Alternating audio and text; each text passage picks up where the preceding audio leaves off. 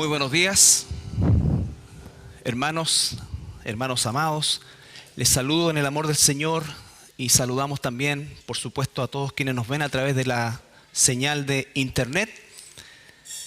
Y bueno, el día de hoy vamos a continuar con lo que ha sido el estudio ya de todos estos meses, prácticamente todo este año, y que está en 1 Tesalonicenses capítulo 5, ya estamos. Y el día de hoy vamos a analizar los versículos 14 y 15. Así que los invito a abrir la palabra de Dios ahí en los versículos 14 y 15.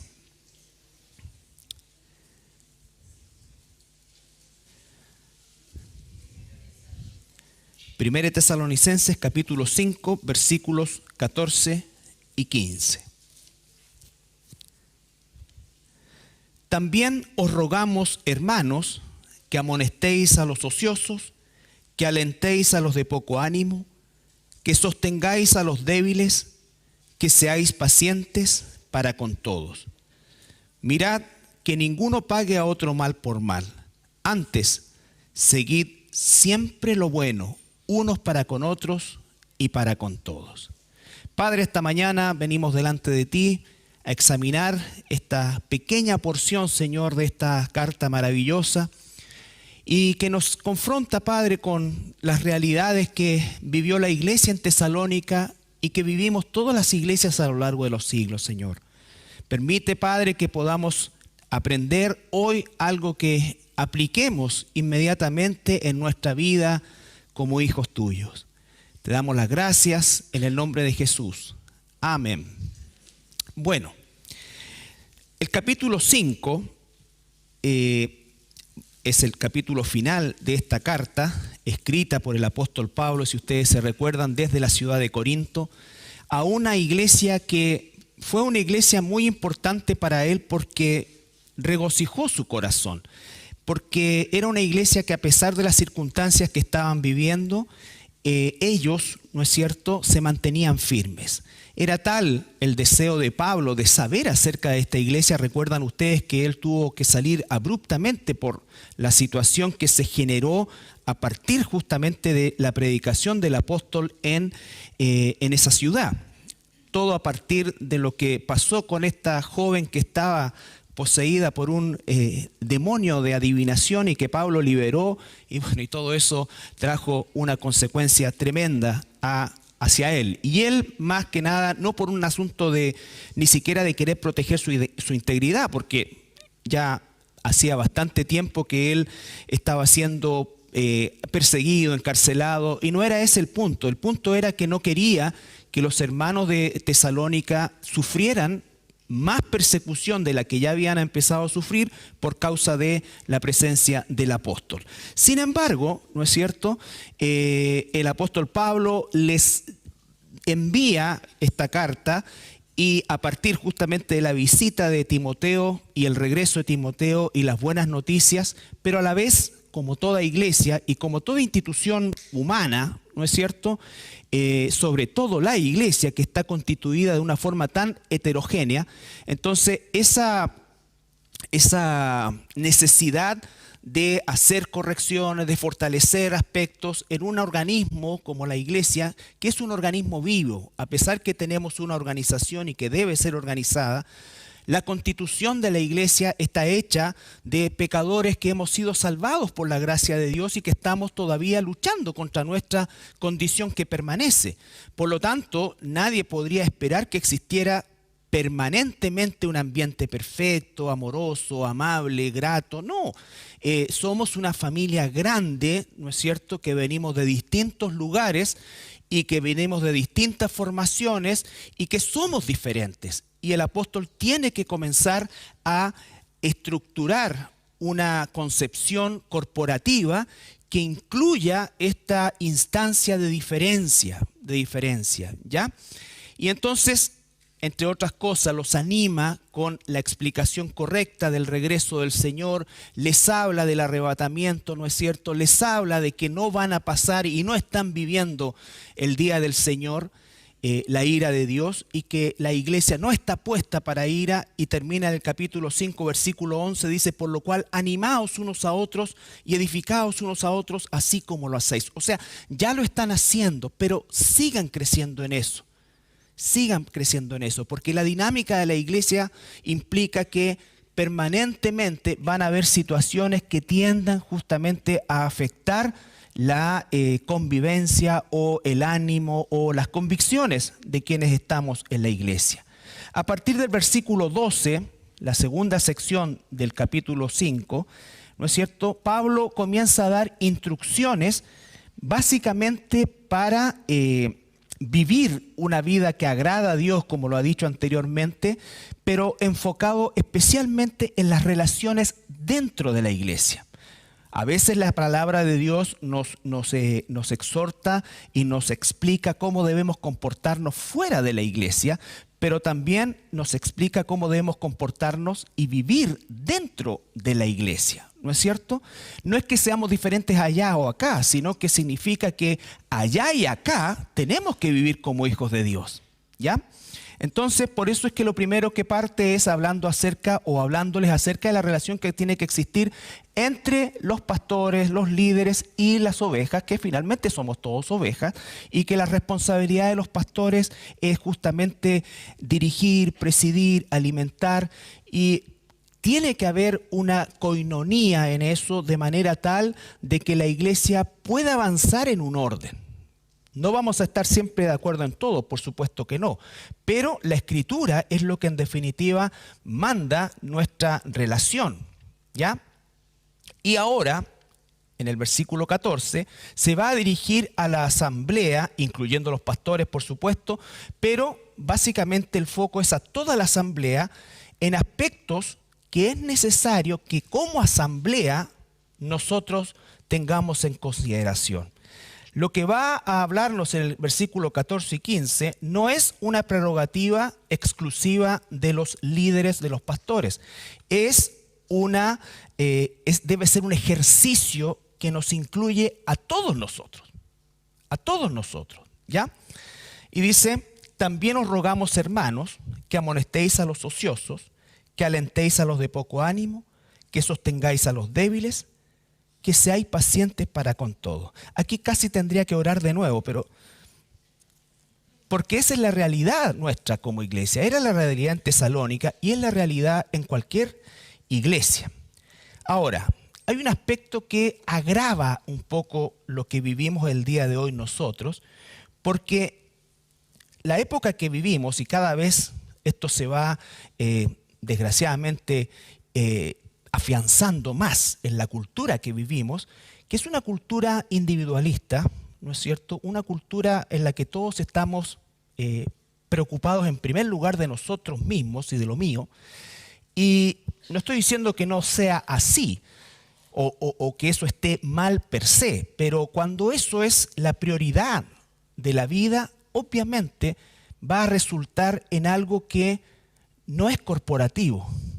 Entonces, más bien, yo me sirvo de la iglesia que sirvo en la iglesia. Si la iglesia tiene algo para mí, ¿no es cierto? Bueno, entonces merece mi participación. Pero si no tiene nada para mí, entonces no merece mi participación o no encuentro necesariamente un compromiso.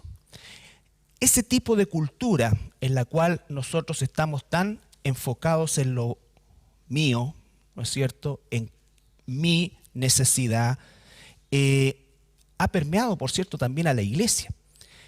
Y eso hace que la gran mayoría de las personas que asisten a la iglesia lo hagan básicamente como espectadores, sin necesariamente importarle lo que pasa con su hermano o sus hermanos.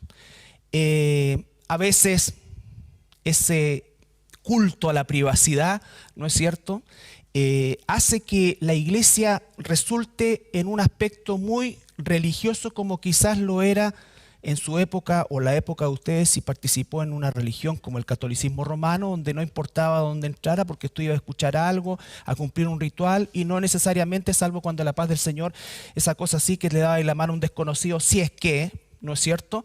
Y bueno, y no me importaba mayormente o no les importaba mayormente lo que pasaba con su entorno.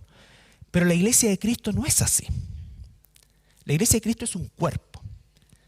Por supuesto que tenemos que también regular el hecho del involucramiento, porque una cosa es la preocupación, el involucrarnos con otro, y otra cosa es ir más allá de lo que me corresponde ir. O sea, es peligroso. Si de verdad abrirse es algo peligroso, lleva a algo de peligro eso, por supuesto que sí, pero no debe ser una instancia para cerrarnos de tal manera que nuestra vida sea algo intocable, pero tampoco aquellos que van o se quieren involucrar entre sí, deba eso constituir prácticamente una apertura que resulte nociva, ¿ya? Y ustedes saben, el chisme, el juicio, ¿no es cierto? Y una serie de otras cosas que pueden existir. Entonces, tenemos que convivir con esas realidades y tenemos que regular de tal manera que lo podamos hacer de forma espiritual. Pero cuéntame, ¿qué fue lo que te pasó?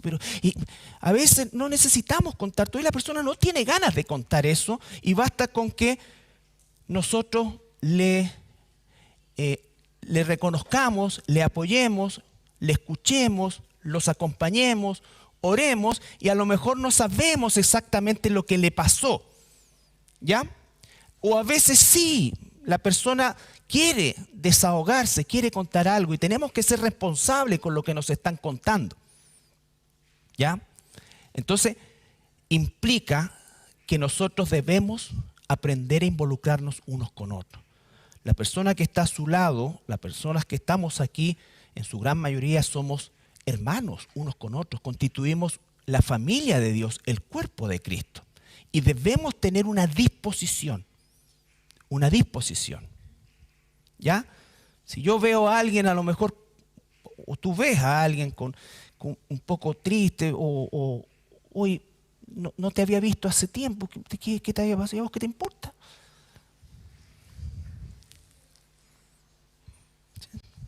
Cosa mía, po.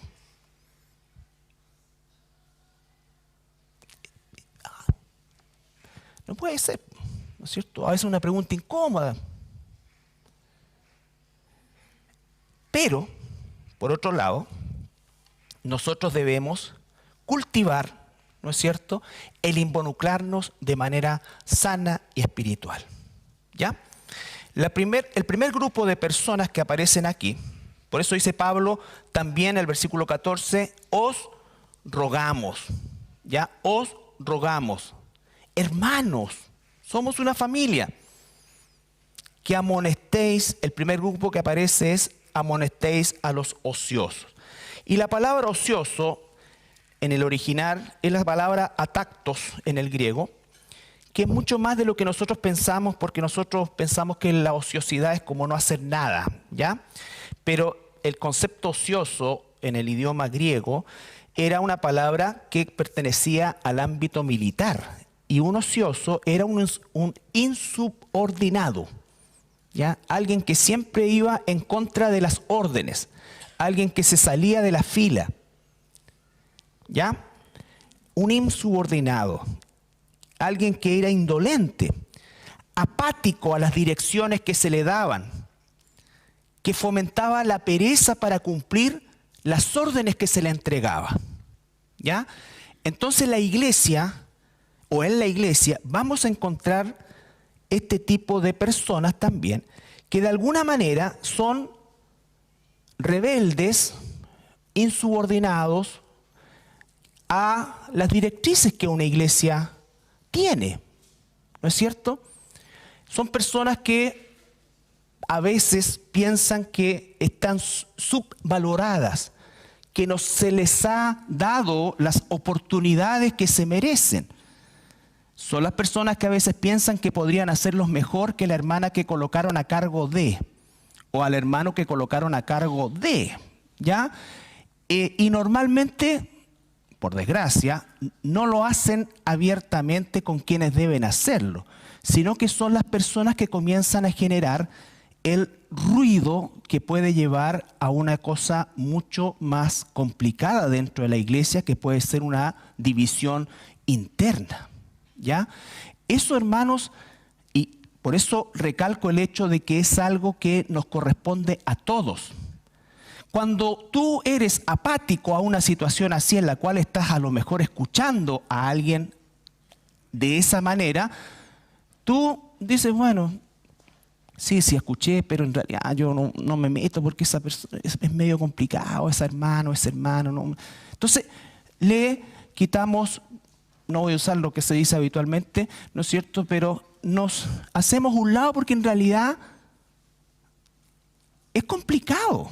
Sobre todo cuando hay un asunto de ego involucrado que es un ingrediente habitual, ¿no es cierto?, en este tipo de personas. Porque yo no tengo o no debiera haber ningún problema si entonces alguien viene y dice, hoy, ¿sabes qué? Yo en realidad siempre he querido estar en el ministerio de alabanza, yo canto, me gusta cantar, vengo y resulta que veo arriba a un hermano que canta mal, además no viene, no hace esto, no hace este otro.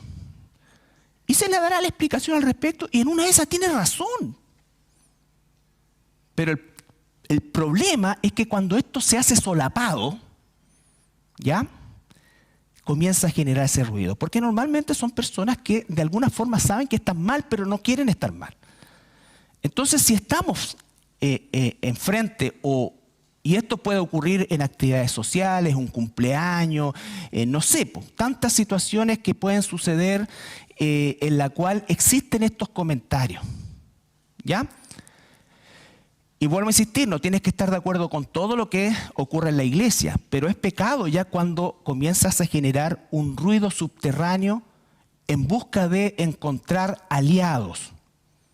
Si tú eres una persona, un hermano, una hermana que se siente identificado con este primer grupo, también tienes que pedir perdón al Señor, reconocer la situación y buscar personas que te ayuden, no hermanos que te inflen tanto la cuestión, ¿no es cierto? Y al final todos están de acuerdo en esto y la temperatura sube más, ¿no es cierto?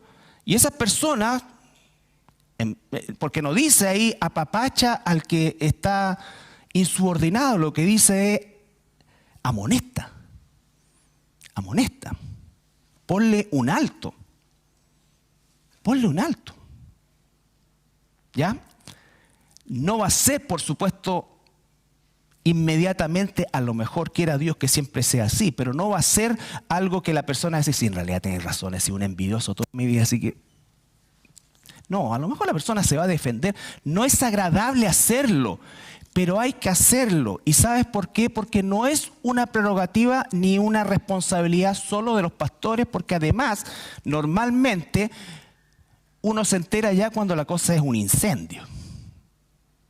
Entonces ahí hay que usar otro tipo de herramientas para. Pero esto perfectamente se puede parar en eso. ¿Ya? Entonces hay que aprender eso, eso es involucrarse, eso es algo que te importa. Te importa el hermano o la hermana y te importa la iglesia. Porque por eso Pablo dice solícitos en guardar la unidad. Para guardar la unidad no significa que todos vamos a pensar igual o vamos a estar de acuerdo en todo. Significa que estamos pendientes de cualquier cosa que atente contra esa unidad. Acaba de decir el versículo 12, os rogamos, hermanos, que reconozcáis a los que trabajan en ustedes y presiden el Señor y os amonestan. ¿Por causa de qué? De la obra de Dios, no por causa ni siquiera de la persona, sino por causa de la obra de Dios. Porque la obra de Dios es lo más importante. La gloria de Dios es lo más importante. Y esto no trae gloria a Dios.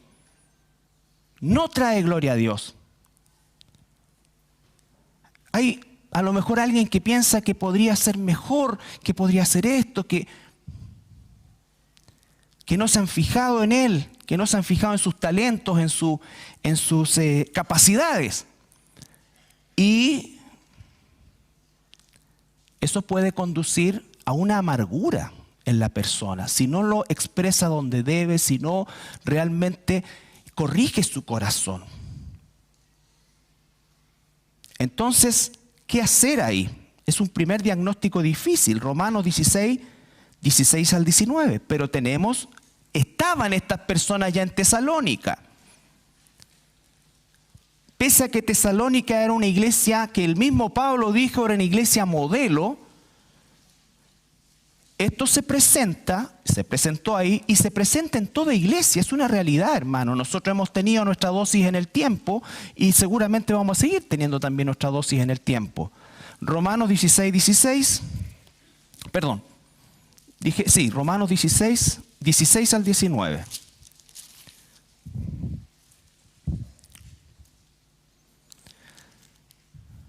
Saludaos los unos a los otros con ósculo santo. Os saludan todas las iglesias de Cristo. Recuerde, un paréntesis, recuerde que cuando estamos aquí en Tesalonicenses, enfocándose estos dos versículos específicamente o más específicamente en toda la congregación, el Nuevo Testamento más de 50 veces hace alusión a este concepto: animaos unos a otros, sosteneos unos a otros, servíos unos a otros, amaos unos a otros. Siempre está hablando de una pluralidad que nos incluye a todos. Por eso es que cuando nos amonestamos unos a otros, nos incluye a todos nosotros. Entonces dice el versículo 16: saludaos los unos a los otros con ósculo santo, os saludan todas las iglesias de Cristo. Mas os ruego, hermanos, que os fijéis en los que causan divisiones y tropiezos en contra de la doctrina, que vosotros habéis aprendido y que os apartéis de ellos. Porque tales personas no sirven a nuestro Señor Jesucristo, sino a sus propios vientres, y con suaves palabras y lisonjas engañan los corazones de los ingenuos. Entonces aquí está diciendo apártense de ello, pero no en el sentido de indiferencia, sino que en el sentido de no alentarnos o no pasar por alto eso como que no lo vi. ¿Ya? Como que no lo vi. Sino que involucrarnos. Se debe amonestar. Hermano, ¿qué pasa? ¿Por qué estás diciendo eso? Y por último, si tú tienes, vamos y arreglemos las cosas. Vamos a hablar con el hermano X, vamos a hablar con el pastor, vamos a hablar con el líder de varones, de mujeres, de lo que sea, vamos a hablar. Pero sanemos esto. Esa debiera ser la conducta de todos nosotros. Oremos. No perjudiquemos la unidad de la iglesia. Porque lo que estás diciendo, lo estás diciendo de personas nuevas, antiguas, inconversos. Estás hablándolo en un ambiente donde tú no sabes qué reacción va a provocar esto. Y sabes qué, que las personas finalmente pasamos, pero la iglesia queda.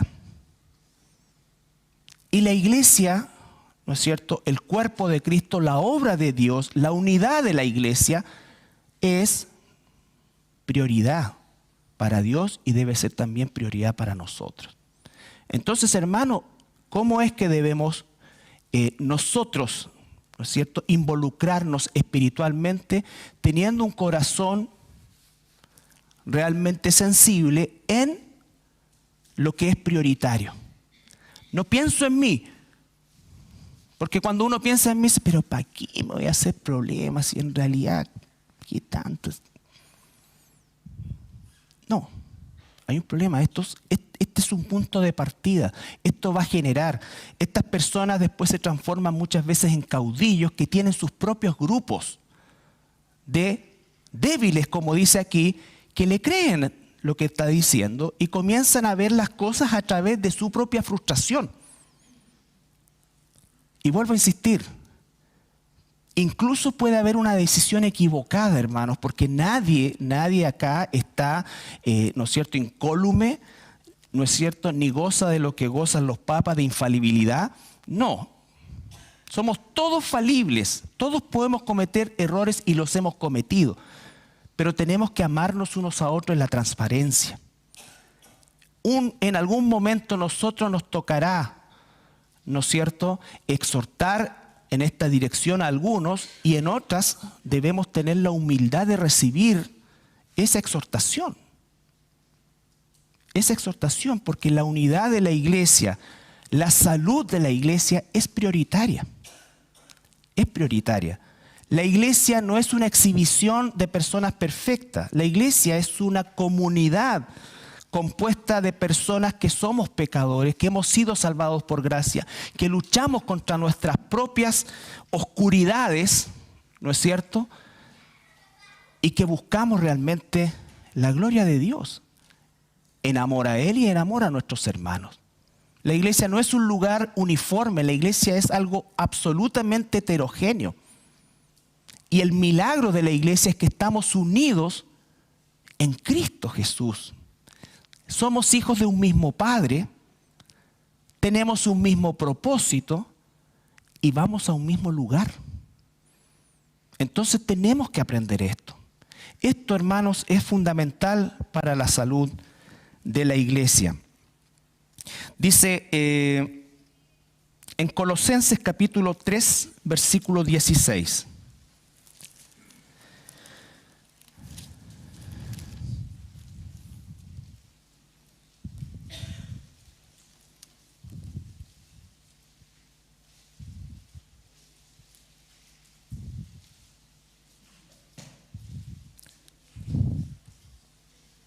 Perdón, desde el versículo 12. Está más bonito desde ahí, ¿eh?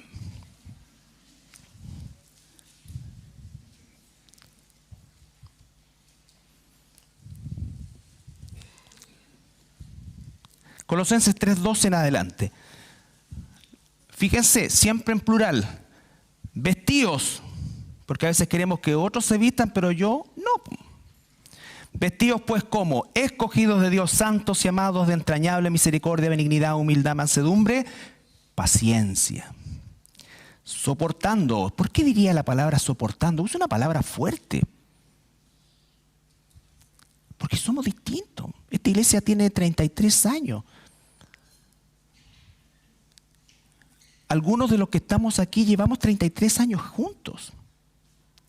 Y ha sido una situación, muchas veces hemos tenido encontrones, dificultades, todo. Pero la perseverancia en el propósito fundamental es la unidad. Esto no es, ¿sabes qué? Ya, no, yo no, me cayó mal esta cuestión, así que cruzo la vereda y me voy a otra iglesia. Le vas a hacer un daño a esa iglesia. Porque a poco andar vas a encontrar lo justo. Al principio, uy, me encantó.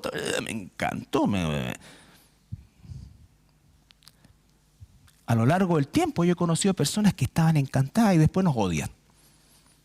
¿Qué punto pasó entre esto y esto? Entonces dice no. Soportándose unos a otros y perdonándose unos a otros si alguno tuviere queja contra otro. En eso consiste, eso es la maravilla de la iglesia. Eso es lo que hace el Espíritu Santo. Eso es lo que nos ocurre en el mundo. Ya vemos los políticos, me eligieron para diputado, ahora era comunista, ahora soy, ¿cómo se llama? ¿Cómo se llama? El partido del otro lado. Republicano.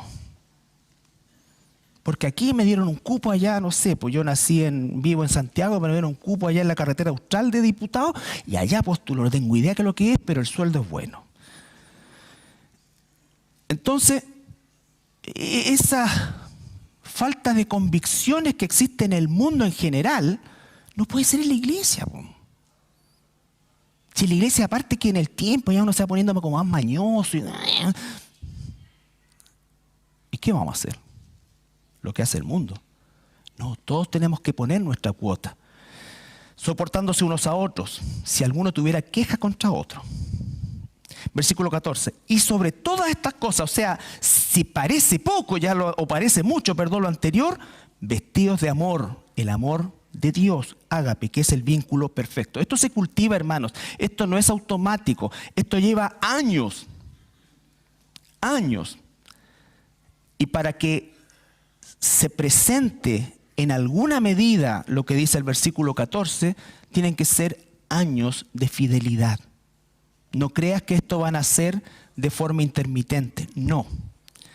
Y entonces el resultado de eso y la paz de Dios, versículo 15, que gobierne en vuestros corazones, a la cual asimismo fuiste llamados en un solo cuerpo y sed agradecidos, todo en plural. La palabra de Cristo mora en abundancia en vosotros, enseñándoos y exhortándoos unos a otros, no solamente un líder, un pastor o alguien que está dirigiendo, unos a otros, somos responsables. Cantando con gracia en vuestros corazones al Señor, con salmos e himnos y cantos y cosas espirituales. Así debería terminar una exhortación. Gracias por decirme lo envidioso que soy. Soy libre. No. Y todo lo que hacéis, sea de palabra o de hecho, hacedlo todo en el nombre de Jesús, dando gracias a Dios el Padre por medio de Él. Fíjense, ese todo viene del versículo 12, de soportarnos, está hablando de eso, de relación interpersonal. ¿Para qué? Hacerlo todo en el nombre del Señor, dando gracias a Dios el Padre por medio de Él. ¿Ya? Entonces, el primer grupo de personas, volvemos a Tesalonicense, que podemos encontrar en una iglesia, que gracias a Dios son una minoría, pero pueden ser una minoría muy decidora y muy influyente dentro de la iglesia. Es como cuando se habla del Islam, que el Islam es pacífico, que una minoría del Islam son terroristas, dicen, sí. Pero en una población de 1.600 millones de personas, esa minoría son 200 millones. Y eso significa prácticamente toda la población de gran parte del continente americano. Entonces, claro que es influyente. Claro que es influyente. En una iglesia puede decir, mira, si son 2 o 3 personas, sí, pero en la iglesia son 30, son 40, son 50. Y eso es suficiente. Es suficiente para generar, ¿no es cierto?, un ruido maligno. El segundo grupo, entonces dice, también os rogamos, hermanos, que amonestéis a los ociosos. Si usted ve personas, un hermano, una hermana, que puede estar en esta condición, o usted está en esta condición, o uno está en esa condición, bueno, tenga la humildad, tenga el corazón, tenga el amor de amonestarlo con la palabra de Dios, de ayudarlo a encontrar, ¿no es cierto?, verdaderamente la solución a su situación, que no es necesariamente que le den lo que quiere, sino que es que confronte una realidad que le ha hecho mal y que está haciendo mal a la iglesia. El segundo grupo dice que alentéis a los de poco ánimo. Alentéis a los de poco ánimo. ¿Ya? Ese grupo de hermanos, la palabra ahí que dice es paramuteomi. Perdón, paramuteomi es alentar, justamente. Pero el poco ánimo en el idioma original habla de personas con un alma pequeña. ¿Quiénes son las personas con un alma pequeña? Son personas que de alguna manera arrastran quizás de su vida, ¿no es cierto?, temores, personas que tratan de eludir responsabilidades porque no se sienten capaces de hacerlo, ¿ya? Es un poco el extremo contrario del otro, ¿ya? El otro cree que todo lo puede hacer y que de hecho lo hace mejor que los que están, y este otro cree que nunca va a poder hacer nada, ¿ya? Que no va a poder hacer nada. Entonces, el poco ánimo puede ser por causa también de situaciones en su vida. Hay hermanas que vienen a la iglesia cuyos esposos no son cristianos y se les hace cuesta arriba y creen que no pueden en realidad servir en la iglesia muchas veces porque su vida familiar no es a los ojos de Dios, ¿no es cierto?, lo que debiera ser, por ejemplo. O bien situaciones difíciles que les ha tocado vivir o vidas pasadas muy complicadas. Hace años atrás, hoy día no es así, hace años atrás había un estigma, por ejemplo, sobre mujeres u hombres divorciados, en ese entonces, ¿no es cierto?, anulados, tenían que ir a Paraguay a casar, a volver a casarse. Bueno, ahí no solamente hay relojes falsos. Entonces, organizaban su vida en función de esa realidad. Me imagino que nadie se casa con el deseo de separarse, ¿no es cierto? Y a veces llegan hermanas o hermanos en esa condición. Y resulta que existía una cultura, en algunos lugares existe una cultura como de ensalzar al que fue criminal, asesino, todo, y le prestan el púlpito, pero a los separados, a los anulados, separados, divorciados el día de hoy es como que para el lado. Es como... Entonces, no, o sea, todos nosotros somos nuevas criaturas. Hay cosas que pueden de alguna manera imposibilitar ciertas actividades, pero todos podemos y debemos tener un ministerio en la iglesia. Y el ministerio en la iglesia no es necesariamente pertenecer a algún ministerio como tal o establecido, sino que se refiere a que sí tengo autoridad, por ejemplo, para amonestar a alguien que detecto así. ¿Qué te metes tú conmigo? Más encima soy divorciado. En cambio, yo tengo mi esposa, mi esposo. Ahí mira, una familia ejemplar. Entonces, de poco ánimo se refiere un poco a eso, a una situación en la cual necesitan justamente, como dice ahí, ser alentados. Alentados a que sí es así. No alentados a una situación pecaminosa, por supuesto, pero sí alentarlos. De que no existe esta cosa de que somos aptos o no aptos para el Señor. Existen cosas que pueden de alguna manera limitarnos, como en toda situación, pero cuando hay verdadero arrepentimiento, cuando hay un corazón realmente entregado al Señor, claro que todos somos y debemos ser parte del proceso de crecimiento de la iglesia. Romanos capítulo 8.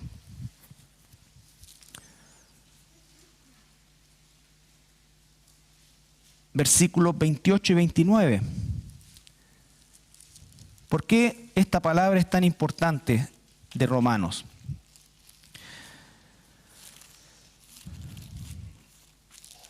Porque implica que Dios tiene propósito con cada uno de los que Él ha llamado. Romanos 8, 28 y 28. 28 al 30. Y sabemos que a los que aman a Dios, todas las cosas les ayudan a bien. Esto es a los que conforme a su propósito son llamados. No es que Dios valide ciertas conductas que a lo mejor llevaron a un divorcio, a una situación X, o estoy acá, o estoy allá, no. Pero si he sido llamado, a pesar de eso, tengo un propósito. Y tengo que sobreponerme a esa situación y entender que porque a los que antes conoció también los predestinó para que fuesen hechos conformes a la imagen de su Hijo, para que Él sea el primogénito entre muchos hermanos. Y a los que predestinó, a estos también llamó. Y a los que llamó, a estos también justificó. Y a los que justificó, a estos también glorificó. Versículo 31. ¿Qué pues diremos a esto? Si Dios es por nosotros, ¿quién contra nosotros? Entonces, los débiles se deben fortalecer en el Señor. Deben ser fortalecidos, debe haber una palabra de aliento, debe haber un acompañamiento muchas veces. Entonces tenemos personas por un lado de estas características y por otro lado de esta otra característica. ¿Ya? El tercer grupo, volviendo a Tesalonicense,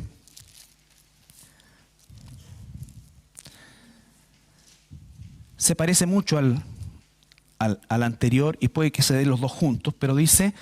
Estamos en el versículo 14, también os rogamos, hermanos, que amonestéis a los ociosos, ya lo vimos, que alentéis a los de poco ánimo, que sostengáis a los débiles.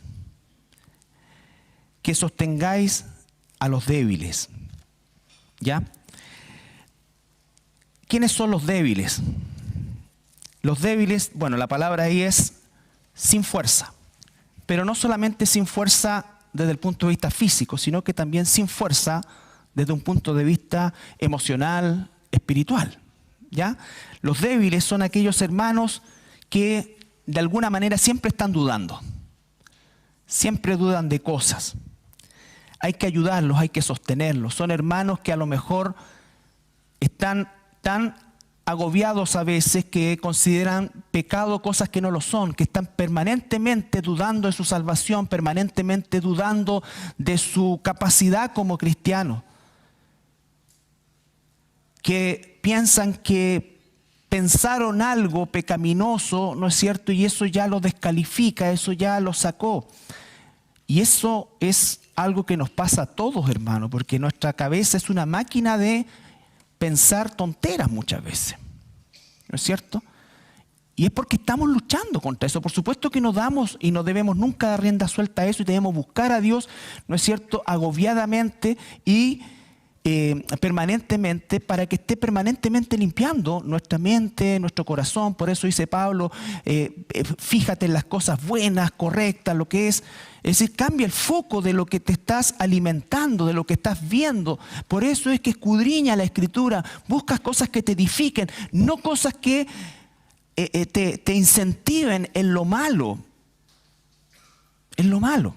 Son personas a veces también que piensan, como dije, que cualquier actividad, ¿no es cierto?, es que jugar fútbol puede ser pecado, que ver un partido es pecado, que a lo mejor ir a un cumpleaños es pecado, que... Entonces están permanentemente pensando en eso. Y pueden pasar también de un estado de debilidad a un estado de legalismo, ¿ya? Entonces se empiezan a fortalecer también en eso y comienzan a imponer esa situación y empiezan a filtrar a las personas a partir de su propia condición. Romanos 14, 1 y 2.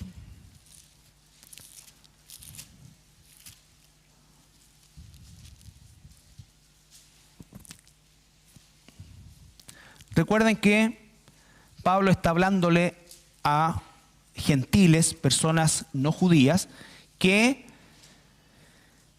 salieron de el hecho de salir no implicaba que se habían aislado completamente, porque seguían viviendo en las ciudades, seguían viviendo en la cultura. Y habían salido de una cultura idólatra por todos lados a la cual se le entregaban sacrificios, una serie de cosas al respecto, y ustedes saben mayormente el contexto. Pero Pablo en ese sentido dice, recibid al débil en la fe, pero no para contender sobre opiniones. El débil en la fe necesita que nosotros no lo encaremos necesariamente con decir, ¿cómo se te ocurre si tú ya eres libre en el Señor? Estás pensando esas tonteras. No, tenemos que tener, como dice, cierto nivel de paciencia, de entender y de no fomentar eso. ¿Qué estaba pasando aquí en el tiempo de lo que dice el apóstol Pablo? El versículo 2 dice, porque uno cree que se ha de comer de todo, otros creen que el débil puede pensar que solamente come legumbre. Y entonces existe eso, ¿ya? ¿Es pecado ser un cristiano y ser un vegano o vegetariano? No, ¿no es cierto? O sea, igual se están perdiendo. El problema es que están perdiendo un filetito, ¿eh? Después la buena torvastatina y se acabó, pero no. Entonces yo le voy a enseñar a este hermano que esta cuestión, así que lo voy a invitar a un asado. No hay ni una verdura. Claro, entonces, no. Sería difícil, sí, no sé, un bistec de brócoli, no sé cómo se hace la cuestión, pero bueno, o sea, y si él me invita a eso, tendré que tragar nomás. Yo no tenía un animalito por ahí. Claro, o sea, son cosas que ocurren, está bien. Ahora, el que practica eso, no nos va a tratar de impuro y de asesino, no sé, porque ahora surgió toda una cuestión como que, no sé, pues a mí me da pena cómo sacrifican las vacas y toda esa cuestión, todo, pero se hicieron para comerse, pues. Que sean crueles en algún sentido, claro, está bien, a nadie le gusta eso. Y no debería ser así. Pero son estos encontrones que tenemos, ¿no es cierto? O sea, claro. Entonces, la debilidad puede conducir a un extremo muchas veces en que la persona se encierra en un círculo y encuentra que todo es pecado. No, no voy a ir a este lado porque son pecados. No, no voy a ir acá a la iglesia porque... No, porque ese pollo, ¿no es cierto?, lo electrocutaron, entonces no como nunca pollo, ¿no? O esos chanchitos están apiñados, no como nunca más chanchitos. No, y están comiendo eso, es pecado, pero ¿cómo no va a tener si la creación gime? Y usan versículos, gime para que el Señor los libere. Sí, es verdad. Entonces no. Ahora, hay que sostenerlo, porque a lo mejor va a seguir así toda su vida, hermano, porque el punto siguiente, volvamos allá.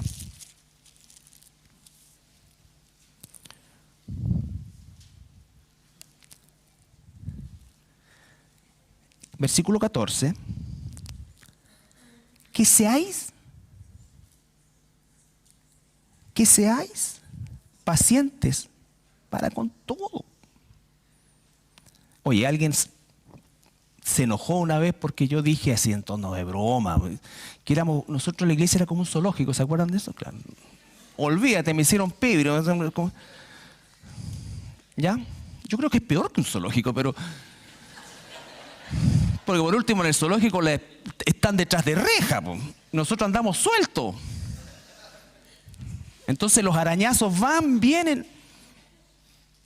Entonces, por eso necesitamos altas dosis de esto. Porque lo peor es creer que todos tienen que ser como yo. Hay algunos que les gusta el tipo de música, a mí no me gusta la batería, pero bueno, ya toquen batería, esta cuestión. De repente los hermanos, a alguien le gustará, ¿cachai? A alguien le gustará. A mí me gustan los himnos, me gusta esta cuestión así como el cantar, así, no sé, que cante la hermana, como más lírico. Sí, por la edad, por lo que sea, pero ya, pero... Entonces tú dices, ¡ay, qué linda la alabanza! Y otro, ¡ay, tanto ruido! ¿Qué hay que hacer? ¡Ay, tan estridente! ¿Qué pudiera ser así? ¿Qué por qué? Porque la silla, porque yo fui la otra vez a un lugar y estaba la silla de otra manera. O este hermano que siempre así está como bajoneado y que nunca levante, y ahí está arrastrando el poncho. Esa es la familia de Dios, hermano. Si tú piensas que este es un lugar donde todos vamos a pensar igual y todos vamos a estar... Si estamos sanos en lo doctrinal, hay que aguantarnos. Hay que aguantarnos. No voy a echar una talla porque si no después... Estoy mirando aquí, pero no voy a... No.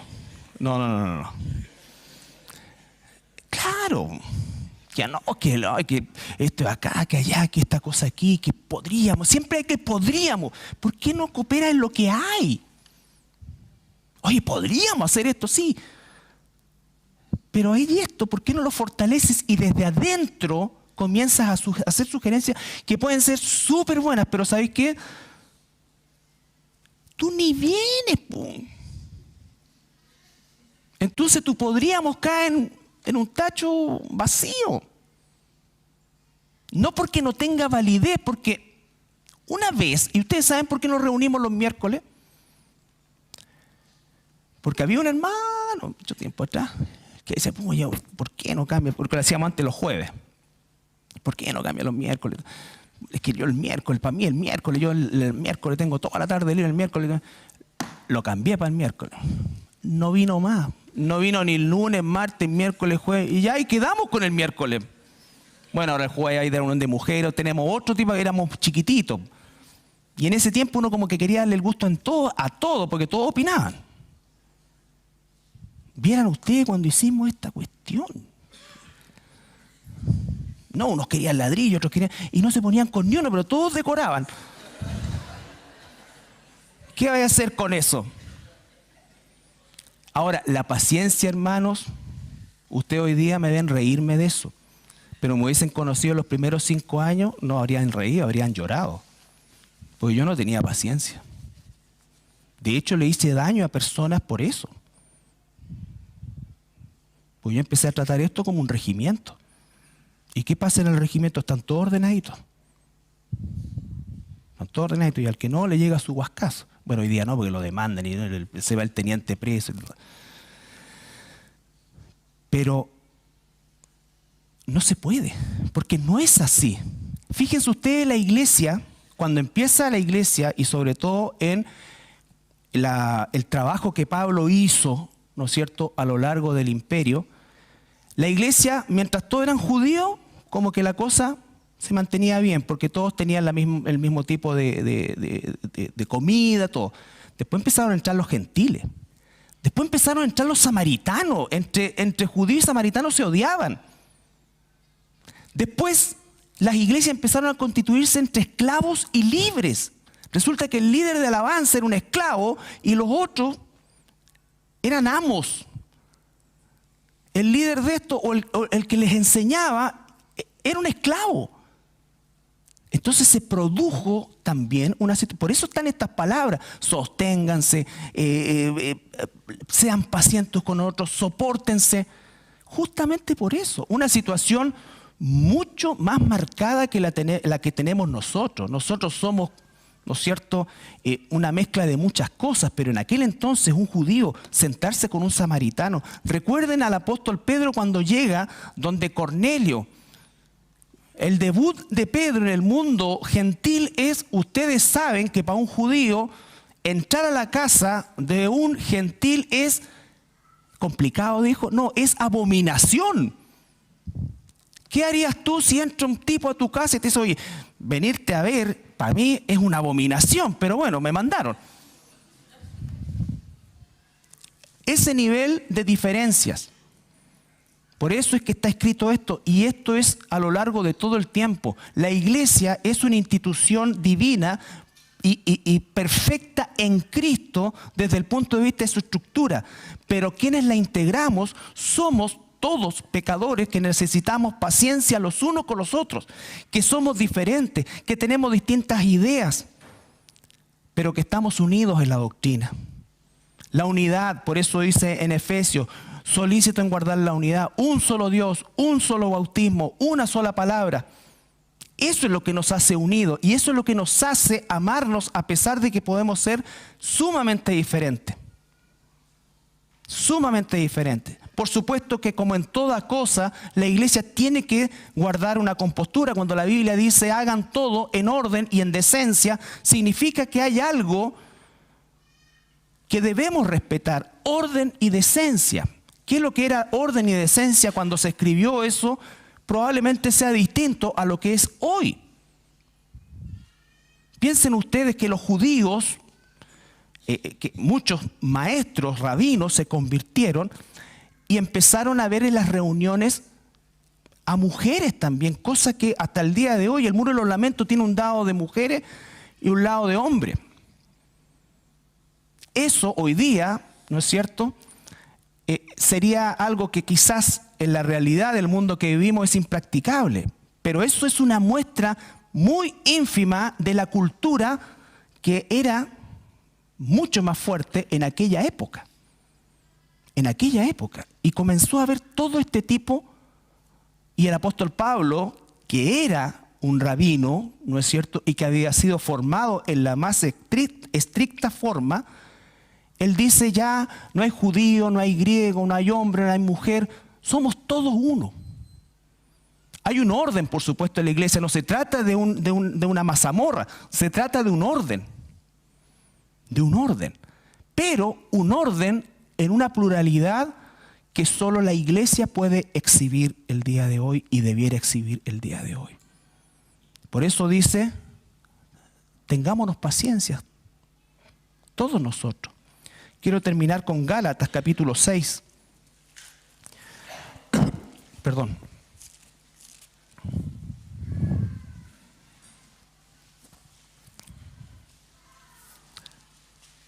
Gálatas capítulo 6, versículos 1 y 2.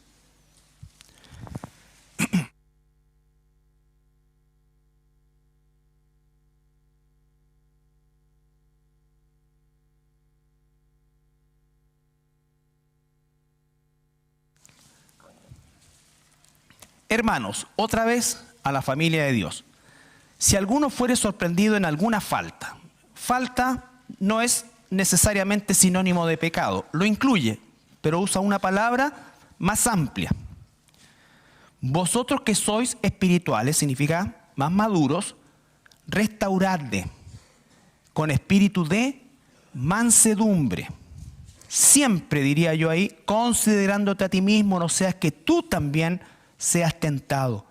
Sobrellevad los unos las cargas de los otros y cumplid así la ley de Cristo. Una iglesia sana es una iglesia muy heterogénea, ¿no es cierto?, pero que está unida. Una iglesia sana es una iglesia que considera las cosas de Dios y la gloria de Dios prioritaria y por lo tanto buscará siempre la unidad. Sacrificará cosas personales por la unidad. Sacrificará gustos personales por la unidad. Enfrentará en amor y amonestará a aquellos que están afectando la unidad. Alentará a los débiles. Tendrá paciencia con todos. La iglesia es un lugar donde tenemos personas maduras, inmaduras, personas que están integrándose, personas que están ahí en el borde. Somos, hermanos, una tremenda muestra heterogénea pero que a la vez es una potente muestra de unidad y de amor los unos por los otros. Los unos por los otros. La importancia de la unidad de la iglesia y de la salud de la iglesia es radicalmente importante. Y eso implica que tenemos que involucrarnos. No en una forma chismosa, sino que en una forma espiritual, enfrentando las situaciones como tal y buscando todas las formas de restauración. Y a veces las formas de restauración implican un nivel de confrontación, pero debemos hacerlo. Y dice, este es el deber de todos, sobrellevar los unos las cargas de los otros y cumplir así la ley de Cristo. Sobrellevar las cargas significa ser parte de un proceso quizás de restauración, ser parte de un proceso de confrontación. Pero debemos hacerlo. Nos ponemos de pie para orar.